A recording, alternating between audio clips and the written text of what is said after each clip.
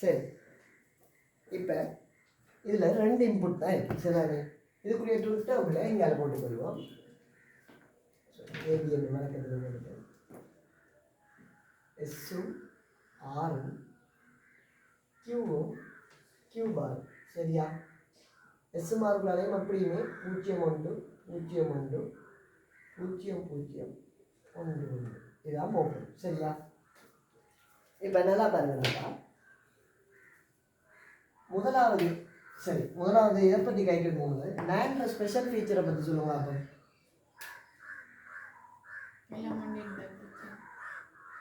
எல்லாம் ஒன்று இருந்தால் 0. ஓகே, 0 வந்தாலே இப்போ அங்கேட்டுக்கு NAND ஃபங்க்ஷனை கேட்டால் தான் எல்லாம் ஒன்று இருந்தால் 0ன்னு சொல்கிறோம்.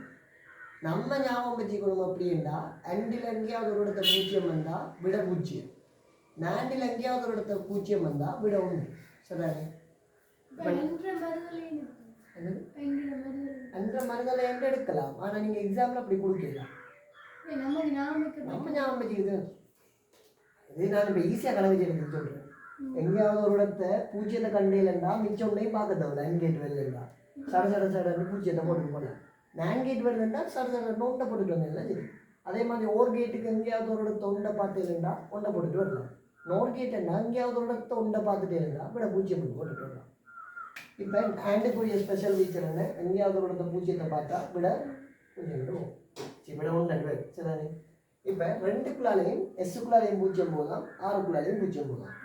அப்போ எஸ்ஸுக்குள்ளால 0 போகலாம், 6க்குள்ளால 0 போகலாம். சரிதானே? 0 போனால் என்ன விட வரும்? 1 விட வரும். அப்போ இங்கே 0 போகலன்னா இதுக்குள்ளால நான் என்ன வருதுன்னு யோசிக்கணுமா? தேவையில்ல. இப்போ இது ஒரு அங்கேட்டா இருக்குன்னு வச்சுக்கோங்க. சரிங்களா? இதுக்குள்ளால 1 வரலாம், 0 வரலாம், ஏதோ 1 வரலாம். இங்கே ஒரு இடத்த 0 என்று ஷுவர் ஆகிட்டேன்டா அன்கேட்டுக்குள்ளே நான் அடுத்தது என்ன வருதுன்னு யோசிக்கணுமா? 0 வரைக்கும் 0 தானே. அதே மாதிரி NAND கேட்டில் இது 0 வந்துட்டேன்டா இனி நான் அங்கால எதையும் யோசிக்கணுமா? விட நேரம் உண்டுன்னு எனக்கு தெரியுங்க. ஏன்னா அன்கேட்டுக்குள்ளால பிறக்கப்பட்டால் 0 வந்து பிறக்கப்பட்டால் 0 வரப்போகுது. அப்போ இங்கே 1 வரப்போகுது. சரிதானே? NAND கேட்டுக்குள்ளே ஒருக்கா 0 வந்துட்டேன்டா இங்கே 1 வந்தாலும் சரி 0 வந்தாலும் சரி விட 1 தான் வரப்போகுது. அது ஓகே தானே? கிளியர் தானே? NAND கேட் வந்து சரி, அதையும் போட்டு போட்டேன். ஏபி என்று 2 இன்புட் இருந்தால்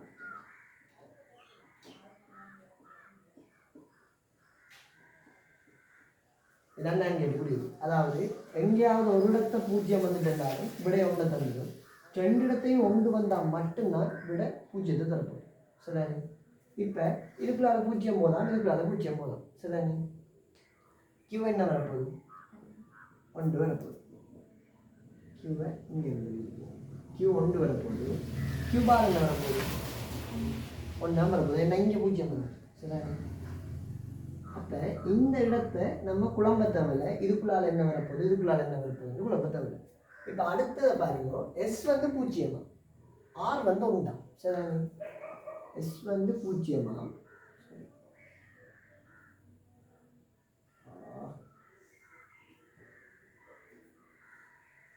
எஸ் வந்து 0, ஆர் வந்து 1. சரியா? இப்போ இந்த 1 வச்சு நான் எந்த ஒரு முடிவுமே NANDல் எடுக்கலாம். ஆனால் இந்த 0 வச்சு நான் ஏதாவது முடிவு எடுக்கலாமா? எடுக்கலாம். என்னென்ன எடுக்கலாம்? 1 வரப்போகுது வெளியே. அப்போ அடுத்ததாக இது 1 வரப்போகுது. சரிதானே? இது 1 வந்துட்டேன்னா இப்போ இதுக்குள்ளால வர வேண்டியது என்ன? 1 தான் வரப்போகுது. அது 1 வந்துட்டேன் அந்த குறித்த சந்தர்ப்பத்தில். அப்போ இதுக்குள்ளால வரப்போகிறது 1 வரப்போகுது. இப்போ 1 தர 1 எடுத்துனே நான் இதுக்குள்ளால போகிறேன் 0. அப்போ இங்கே 0 விளங்கிட்டாப்ப அப்படி செய்யுது. இங்கே 0. சரியா? இப்போ அடுத்த சந்தர்ப்பத்தை பார்ப்போம். எஸ் வந்து 1 மாறினா இது வந்து 0 மாறும். சரிதானே? எஸ் வந்து 1 மாறும். இந்த 1 வச்சு நான் ஏதாவது முடிவு எடுக்கலாமா? எடுக்கலாம். ஆனால் இந்த 0 வச்சு ஏதாவது முடிவு எடுக்கலாமா? எடுக்கலாம். என்ன முடிவு எடுக்கலாம்? 1 எடுக்கலாம். இங்கே வாங்க 1 வரப்போகுது. இப்போ இந்த 1 இங்கே வாங்க. சரிதானே? இந்த 1 போனால் அவங்களுக்குள்ள என்ன நடக்கும்? 0 நடக்கும். 0 நடக்கும். இப்போ இது வரைக்கும் நீங்கள் ஃபீல் பண்ணி கொள்ளுமா? என்ன வந்திருக்கு? முதலாவது சந்தர்ப்பத்தில் 2மே 1 வந்ததா? 2மே 1 வந்தது. அடுத்த சந்தர்ப்பத்தில் என்ன வந்தது?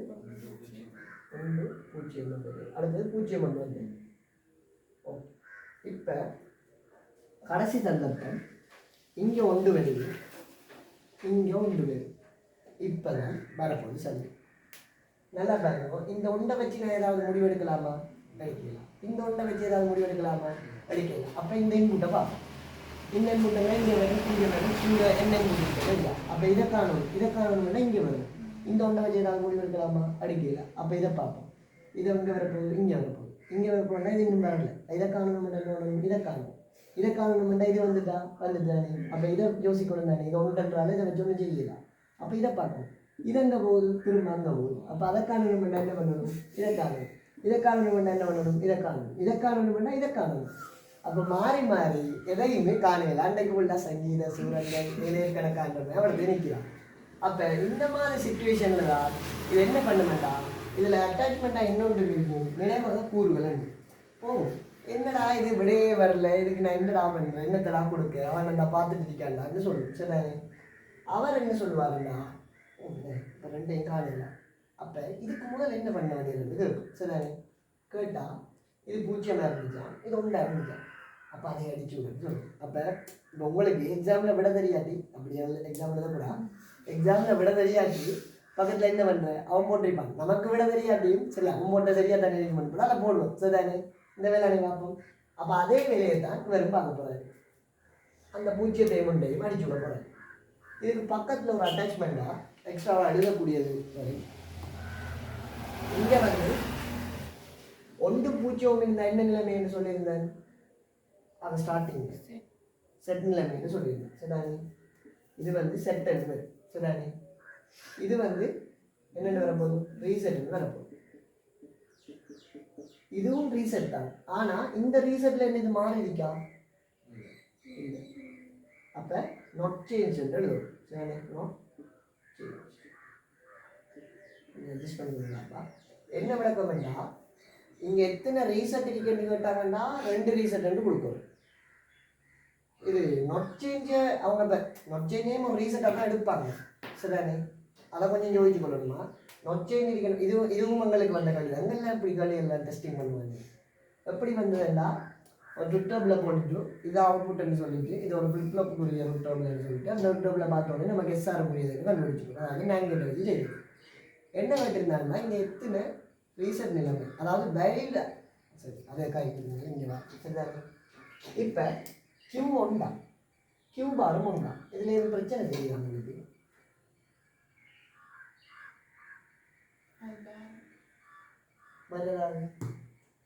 இல்லைடா, கியூ ஒன்றா கியூ பாரும் ஒன்றா மொத்தம் 2 மொண்டா இருக்குது. இது 1 இது 0 இருக்கணும், இது 0 இது 1 இருக்கணும். அப்போ இந்த நிலைமை வந்து வராது, இப்படி ஒரு நிலைமை வராது. சரிதானே, அதனால் இதுக்கு பேர் வந்து இன்வெலிடான நிலைமை. சரிதானே, இப்போ எங்களுக்கு கேட்டிருந்த கேள்வி என்னென்னா வலிடான நிலைமை என்று கேட்டிருந்தாங்க. வலிடான நிலைமையினோட நிறைய பேர், நான் இல்லை நிறைய பேர் செட்டில் ரீசன் தான் கொடுத்துருந்தாங்க. ஏன்னா இப்போ நார்மலாகவே பார்த்தா இது நொச்சி, இது வந்து ஒரு இன்வெலிடான நிலைமை. அவங்க தான் வலிடான நிலைமை எத்தனை. அப்போ இந்த 2 தானே வலிடான நிலைமை தானே.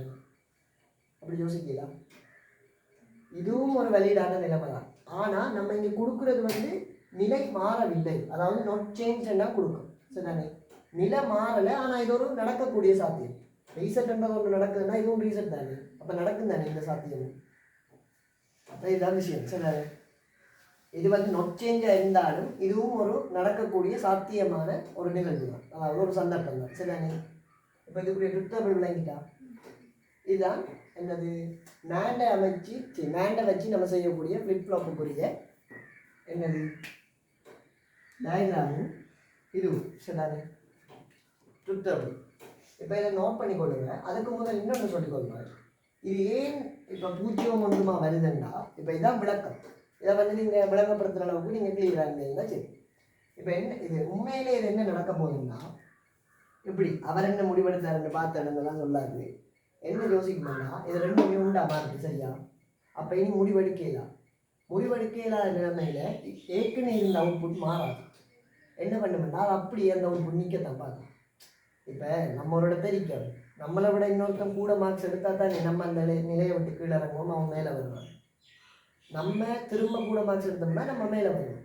ஒருத்தனும் எடுக்காத வரைக்கும் மொத்தமாக மார்க்ஸ் குறைஞ்சாலும், இப்போ போன முறை போய் 83 எல்லாம் எடுத்தேன், 83 எடுத்தும் நீங்கள் ஃபஸ்ட் இருங்க, 66 எடுத்தும் இப்போ நீங்கள் ஃபஸ்ட் இருக்கு. அப்போ என்ன விளக்கம்? மார்க்ஸ் குறைஞ்சாலுமே இன்னும் ஒருத்தரும் உங்களுக்கு மேலால் வரல. அப்போ வராத வரைக்கும் நீங்கள் ஃபஸ்ட்டு. அதே மாதிரி தான் இங்கே இன்னும் ஒருத்தன் புதுசாக அவுட்புட் ஒருத்தன் வரல. அப்போ வராத வரைக்கும் இருக்கிறாங்கலாம் அவுட். சரி, இதுவும் ஒரு விளக்கம், இதுவும் ஒரு விளக்கம். நீங்கள் இந்த விளக்கத்தை ஞாபகம் வச்சுக்கோங்க.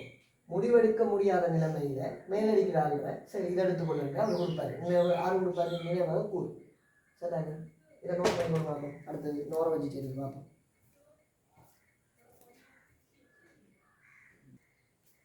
ஓகேடாப்பா, இப்போ நோர் கேட் வச்சு எப்படி ஃப்ளிப்ஃப்ளாப் அமைக்கிறது பார்ப்போம். அதாவது என்ன நீங்கள் ஹெடிங் போட்டு கொடுங்க. அடுத்தது என்ன ஹெடிங்கன்னா, நோர் வாயிலை பயன்படுத்தி ஃப்ளிப்ஃப்ளாப் சுற்றை அமைத்தல். சரி, அடுத்த பக்கம் தெரியும். சரியா தண்ணி வருது இடம். நோர் வாயிலை பயன்படுத்தி ஃப்ளிப்ஃப்ளாப் சுற்றை அமைத்தல்.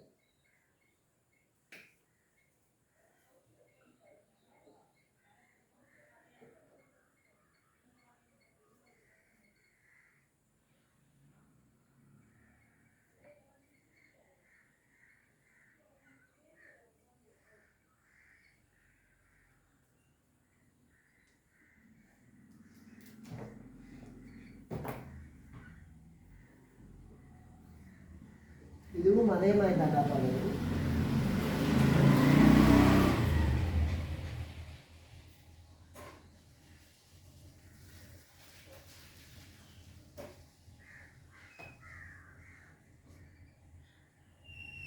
இதுவும் அதே மாதிரி தான் வரப்போகுது.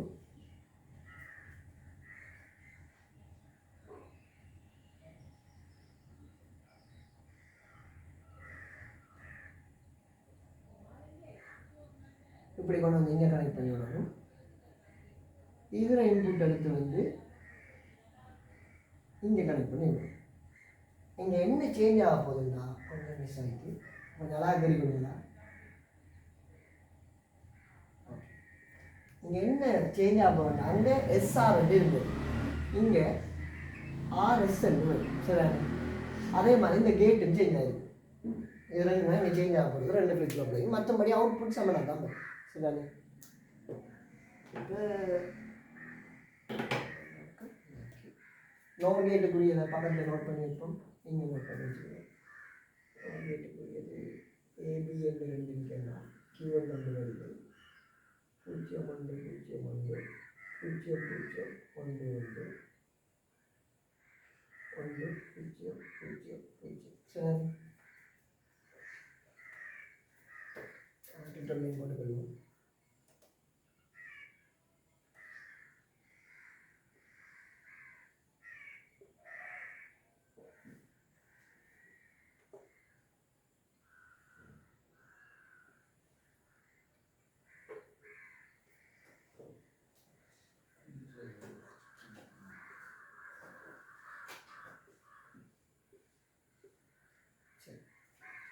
இப்போ அதே மாதிரி பார்த்து கொடுங்களா.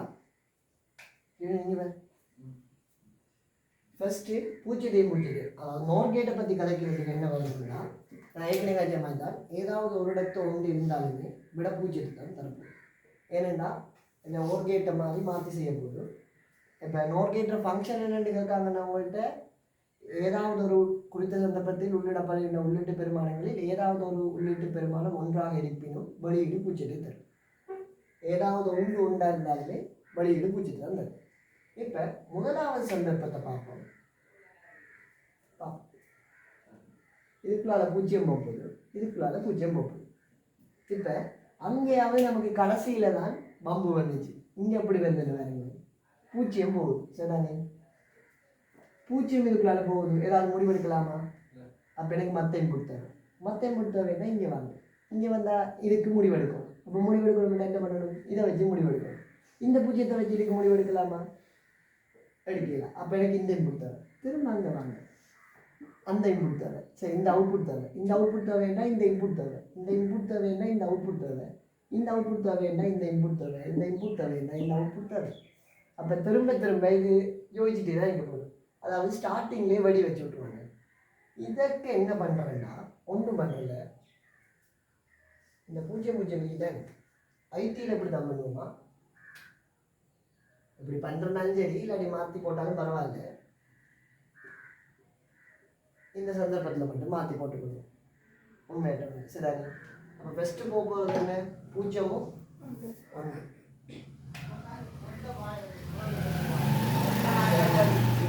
இப்போ ஒன்றுக்குள்ளால போகுதுன்னா இது முடிவெடுக்கலாமா? என்ன முடிவெடுக்கலாம்? அது ஆங்கிள் மேங்கிள் சரிதானே. இது வந்து நோர் கேட்டுக்குள்ளால் ஒன்று போகுதுன்னா வெளியீடு 0 தான் வரும். மேன் கேட்டுக்குள்ளால் 0 வருதுன்னா வெளியீடு 1 சரி. மாற்றி குழம்பினால கொஞ்சம் இல்லை. அப்போ கியூ என்ன வரப்போகுது எனக்கு 0 இருக்கு. இந்த 0 தாண்டி இது இங்கே வரும் 0 போகுதான் 0 போனால் என்ன வரும் 1 வருது.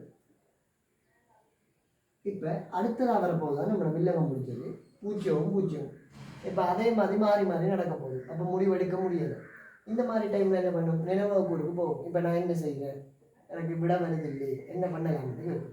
அப்போ அது சொல்லும் ஒன்றுமில்லை. இதுக்கு முதல் என்ன பண்ணுவாங்க 0 இங்கே கொடுத்தவங்க. அப்போ அதை இப்பயும் கொடு 0 1 சரிதானே. இப்போ திரும்ப என்ன வரப்போகுதுன்னா 1 0 வரப்போகுது. 1 0 வரப்போகுதுன்னா இந்த 1 வச்சு ஏதாவது முடிவெடுக்கலாமா இல்லை இந்த 0 வச்சு ஏதாவது முடிவெடுக்கலாமா? இந்த 1 வச்சா முடிவெடுக்கலாம். இந்த 1 வச்சு என்ன முடிவெடுக்கலாம்? இங்கே என்ன வரப்போகுது 0 வரப்போகுது. அப்போ 0 எடுத்துட்டு இங்கே வாங்க 0 போகுது. அப்போ என்ன வரப்போகுது 1 வரப்போகுது. இப்போ கடைசியாக ரெண்டுமே ஒன்றாம் சரியா. ரெண்டுமே ஒன்றாம். ரெண்டுமே ஒன்றுண்டா ரெண்டுக்கும் என்ன வரப்போகுது 0 வரப்போகுது. இப்போ இதை உண்மையாட்டவனையில் ஃபில் பண்ணி கொள்வோம். 1 0 1 0 0 1 0 1 1 இதான என்ன இருக்கு.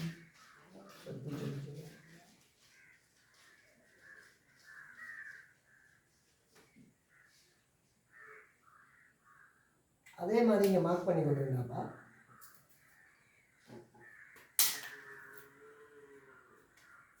இது வந்து என்ன நிலைமை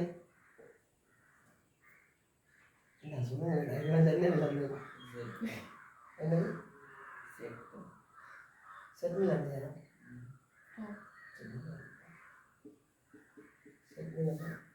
இது நாட் சேஞ்ச் சரியா. Not change.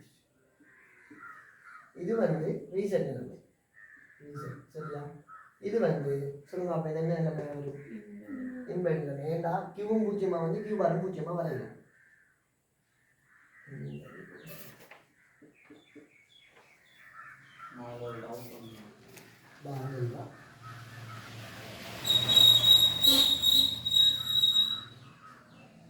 இது இப்போ ஃப்ளிப்ஃப்ளாப்பின் பிரயோகங்கள் என்ன எழுத வேண்டியிருக்கு.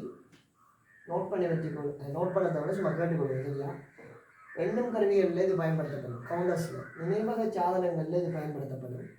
அதே மாதிரி ஃப்ரீக்வன்சி டிவைடர்ஸ்லையும் இது பயன்படுத்தப்படும் சரிதானே. அவ்வளோதான். இன்றைய கிளாஸ் முடியுது. நாளைய எக்ஸாமில் சந்திப்போம்.